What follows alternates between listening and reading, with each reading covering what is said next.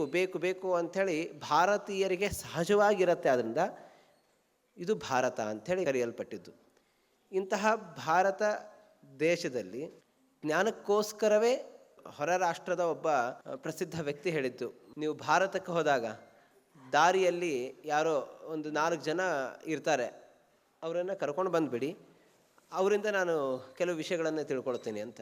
ಅಂದರೆ ಇಡೀ ಭಾರತದಲ್ಲಿ ಎಲ್ಲಿ ಹೋದರೂ ಕೂಡ ಅಂತಹ ಜ್ಞಾನ ಉಳ್ಳವರಿದ್ದರು ಅಂತ. ಅವ್ನು ಯಾರನ್ನ ಕರ್ಕೊಂಡು ಬನ್ನಿ ಅಂತೇಳಿ ಅವನ ಹೆಸರು ಹೇಳಲ್ಲ, ಅಥವಾ ಇಷ್ಟೆಲ್ಲ ತಿಳ್ಕೊಂಡು ಬಂದವ್ರನ್ನ ಕರ್ಕೊಂಡು ಬನ್ನಿ ಅಂತ ಹೇಳಲ್ಲ. ಯಾರೋ 4 ಜನ ಇರ್ತಾರೆ, ಅವ್ರನ್ನ ಕರ್ಕೊಂಡು, ಭಾರತೀಯ 4 ಜನರನ್ನು ಕರ್ಕೊಂಡು ಬನ್ನಿ ಸಾಕು ಅಂತ. ಯಾಕಂದರೆ ಅವರಲ್ಲಿ ಈ ಜ್ಞಾನ ಇದ್ದೇ ಇತ್ತು ಅನ್ನೊಂದು ನಿಖರತೆಯಿಂದ.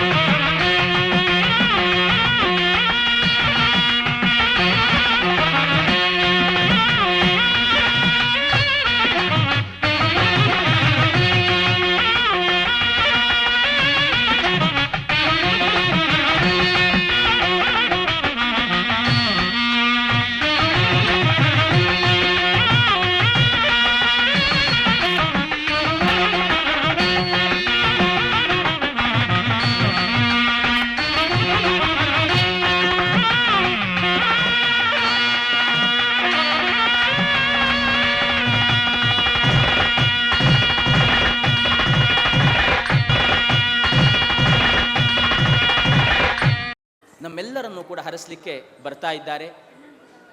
ಗುರುಗಳ ಸನ್ನಿಧಾನದಲ್ಲಿ ನಾವು ತೋರಿಸಿದ ಅರ್ಪಿಸಿದ ನಡೆಗೆ ಒಳ್ಳೆಯ ಜ್ಞಾನದ ಕಡೆಗೆ ನಮ್ಮನ್ನು ಕರ್ಕೊಂಡು ಹೋಗುತ್ತೆ. ಅಂತಹ ಪೂಜ್ಯರಾಗಿರುವ ಪೇಜಾವರ ಮಠಾಧೀಶರಾಗಿರತಕ್ಕಂತಹ ಶ್ರೀ ಶ್ರೀ ಶ್ರೀ 1008 ವಿಶ್ವಪ್ರಸನ್ನ ತೀರ್ಥ ಶ್ರೀಪಾದಂಗಳವರನ್ನು ನಾವೆಲ್ಲರೂ ಕೂಡ ಸ್ವಾಗತಿಸೋಣ. ಗುರುಗಳೇ, ತಮಗಿದೋ ಸ್ವಾಗತ. ಪುರಾಣಾನ್ವಿತಾ ವೇದಾಂತ ಅಪಿ ಮಂತ್ರತಂತ್ರ ಸಹಿತಾ ತರ್ಕಾ ಸ್ಮೃತೀನಾಂ ಗಣಾಃ ಕಾವ್ಯಾಲಂಕೃತಿ ನೀತಿ ನಾಟಕಯುತಾ ಶಬ್ದಾಶ್ಚ ನಾನಾವಿಧಾಃ ಶ್ರೀ ವಿಷ್ಣೋರ್ಗುಣನಾಮ ಕೀರ್ತನ ಪರಾಃ ಕುರ್ವಂತು ನೋ ಮಂಗಲಂ.